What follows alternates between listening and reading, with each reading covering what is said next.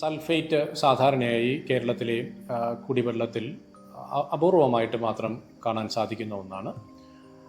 Sulphate ഉണ്ടെങ്കിൽ തന്നെ അത് രണ്ട് തരത്തിലാണ് സാധാരണയായിട്ട് കേരളത്തിൽ കാണാറുള്ളത്. ഒന്ന്, സൾഫേറ്റിൻ്റെ സാന്നിധ്യമുള്ള പാറകളിലൂടെ ഒഴുകുന്ന ജലത്തിൽ ലയിച്ചു ചേരുന്ന സൾഫൈറ്റ് കാണാം. അതല്ലെങ്കിൽ പിന്നെ കൃത്രിമമായ ഒരു മാർഗത്തിൽ, അതായത് സാധാരണ പ്രകൃതിദത്തല്ല അല്ലാത്ത മാർഗത്തിൽ സൾഫൈറ്റ് ജലത്തിൽ കാണുന്നത് അപൂർവമായാണെങ്കിലും ജലത്തിൻ്റെ നശീകരണത്തിന് വേണ്ട ക്ലോറിനേഷൻ നടത്തിയിട്ട് ആ ക്ലോറിൻ റിമൂവ് ചെയ്യാനായിട്ട് പലപ്പോഴും സൾഫൈറ്റ് ഉപയോഗിച്ചുകൊണ്ട് ഒരു ട്രീറ്റ്മെൻറ്റ് പ്രോസസ്സുണ്ട്. അത്തരം ട്രീറ്റ്മെൻറ്റ് പ്രോസസ്സ് കഴിഞ്ഞിട്ടും സൾഫൈറ്റിൻ്റെ സാന്നിധ്യം അപൂർവമായി കുടിവെള്ളത്തിൽ കാണാറുണ്ട്.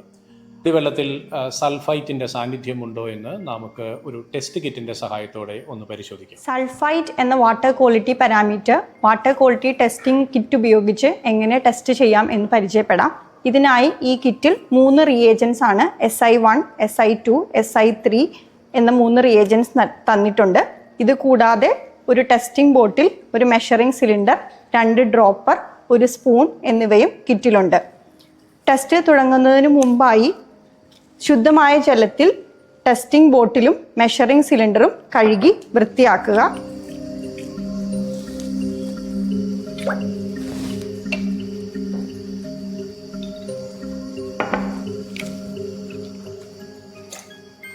രണ്ട് ഡ്രോപ്പറുകളും ശുദ്ധജലത്തിൽ കഴുകി വൃത്തിയാക്കുക.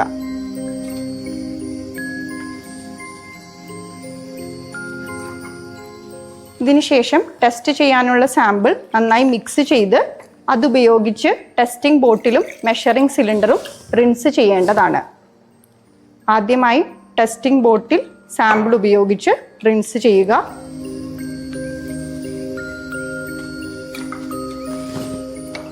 അതിനുശേഷം മെഷറിംഗ് സിലിണ്ടർ റിൻസ് ചെയ്യുക. ഈ ടെസ്റ്റ് ചെയ്യുന്നതിനായി 25 ml സാമ്പിളാണ് വേണ്ടത്. മെഷറിംഗ് സിലിണ്ടർ ഉപയോഗിച്ച് 25 ml സാമ്പിൾ മെഷർ ചെയ്ത് എടുക്കുക. സാമ്പിൾ മെഷർ ചെയ്തെടുക്കുമ്പോൾ വെള്ളത്തിൻ്റെ കുഴിയുള്ള ഭാഗം മെഷറിംഗ് സിലിണ്ടറിൻ്റെ 25 എന്ന് മാർക്ക് ചെയ്തിരിക്കുന്ന ലെവലിൻ്റെ അതേ ലെവലിൽ തന്നെയാണ് എന്ന് ഉറപ്പുവരുത്തുക. അതിനുശേഷം സാമ്പിൾ ടെസ്റ്റിംഗ് ബോട്ടിലോട്ട് ഒഴിക്കുക.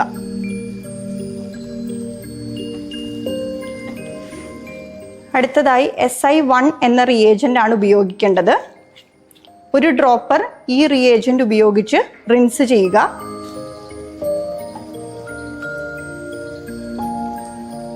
ഒരു ml SI1 റിയേജൻ്റ് ആണ് സാമ്പിളിലേക്ക് ഒഴിക്കേണ്ടത്.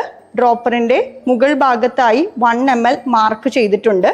അത് കിട്ടുന്ന രീതിയിൽ ആദ്യം ഡ്രോപ്പറിൻ്റെ ബൾബ് ഭാഗം ഞെക്കി പിടിക്കുക. അതിനുശേഷം റിയേജൻ്റ് ബോട്ടിലോട്ട് ഡിപ്പ് ചെയ്യുക. ബൾബിൽ നിന്ന് കൈ പതുക്കെ റിലീസ് ചെയ്യുമ്പോൾ റിയേജൻ്റ് ഡ്രോപ്പറിലോട്ട് കയറി വരും. അത് 1 ml എന്ന മാർക്കിംഗ് ലെവലിൽ എത്തുമ്പോൾ നിർത്തേണ്ടതാണ്. അതിനുശേഷം റിയേജൻ്റ് സാമ്പിൾ ബോട്ടിലോട്ട് ഒഴിക്കുക.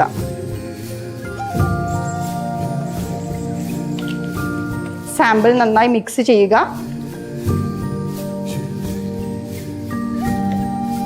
രണ്ടാമതായി SI2 എന്ന റിയേജൻ്റ് ആണ് ആവശ്യം. ഇത് ഒരു പൗഡറാണ്. ഒരു സ്പൂൺ ഉപയോഗിച്ച് കുറച്ച് പൗഡർ ടെസ്റ്റിംഗ് ബോട്ടിലോട്ട് ആഡ് ചെയ്യുക. വീണ്ടും സാമ്പിൾ നന്നായി മിക്സ് ചെയ്യുക. ഇപ്പോൾ ഒരു വെള്ള കളർ രൂപപ്പെട്ടു വന്നിട്ടുണ്ട്. അടുത്തതായി SI3 എന്ന റിയേജൻ്റ് ആണ് ആവശ്യം. രണ്ടാമത്തെ ഡ്രോപ്പർ SI3 റിയേജൻ്റ് ഉപയോഗിച്ച് റിൻസ് ചെയ്യുക.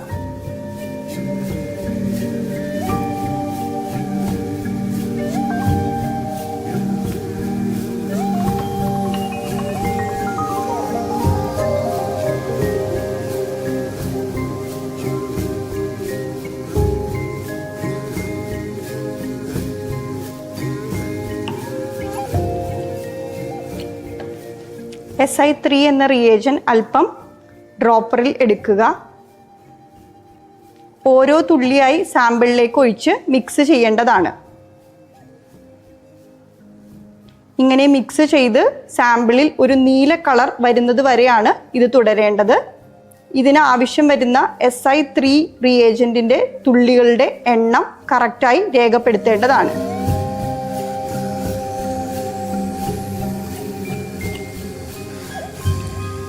മൂന്ന് തുള്ളി ആഡ് ചെയ്തതിന് ശേഷം സാമ്പിളിൽ നീല കളർ വന്നിട്ടുണ്ട്. ആദ്യത്തെ വെള്ള കളർ മാറി നീല കളർ സാമ്പിളിൽ സ്പ്രെഡ് ആവുന്നതോടുകൂടി ടെസ്റ്റ് അവസാനിക്കുകയാണ്. വെള്ള കളറിൽ നിന്ന് നീല കളർ വരുന്നതിനായി എത്ര തുള്ളി SI3 റിയേജൻ വേണ്ടി വന്നു എന്നുള്ളത് കൃത്യമായി രേഖപ്പെടുത്തുക. ആ തുള്ളികളുടെ എണ്ണം ഗുണം 2 ചെയ്യുമ്പോൾ നിങ്ങളുടെ സാമ്പിളിലെ സൾഫൈറ്റിൻ്റെ അളവ് ഇൻ മില്ലിഗ്രാംസ് പെർ ലിറ്ററിൽ കിട്ടുന്നതാണ്. സൾഫൈറ്റിൻ്റെ സാന്നിധ്യം കാണുന്ന ജലാശയങ്ങളിലെ വെള്ളത്തിനെ ശുദ്ധീകരിക്കുന്നതിനായി ബ്ലീച്ചിങ് പൗഡർ ഉപയോഗിച്ച് ശുദ്ധീകരിക്കുകയും ശേഷം കുമ്മായം ചേർത്ത് കൊടുക്കുകയും ചെയ്യുന്നത് ഇതിൻ്റെ അളവ് കുറയ്ക്കുന്നതിന് സഹായകമാകും.